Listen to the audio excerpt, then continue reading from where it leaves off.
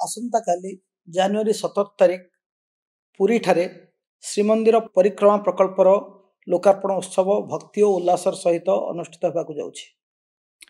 एही लोकार्पण कार्यक्रम रे जोगदेवा पई विभिन्न राज्यरू अतिथि मानक मध्य निमंत्रण करा जाइछि।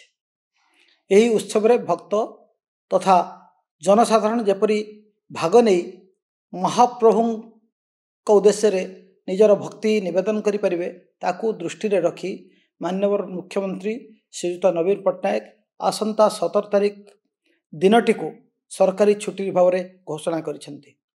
तदनुଯାयी राज्य सरकार परिचालनाधीन समस्त सरकारी दफ्तर स्कूल कॉलेज और विश्वविद्यालय इत्यादि निमंते छुट्टी घोषणा मध्य करा जाइछे।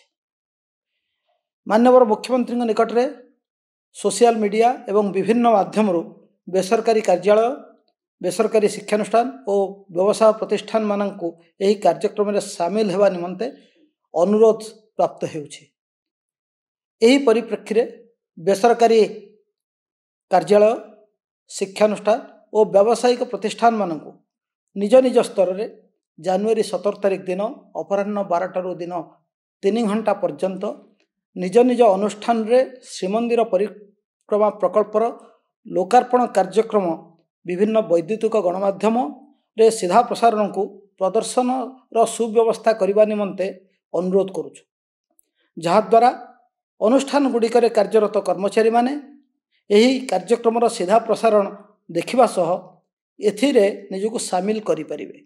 एतद्व्यतीत ओडिशार समस्त जनसाधारण भाई भौणी मानक निवेदन करुछे यही लोकार्पण उत्सव को आसंता काली विभिन्न वैद्युतिक गणमाध्यम लाइव टेलीकास्ट एवं लाइव स्ट्रीमिंग करा जाउछि।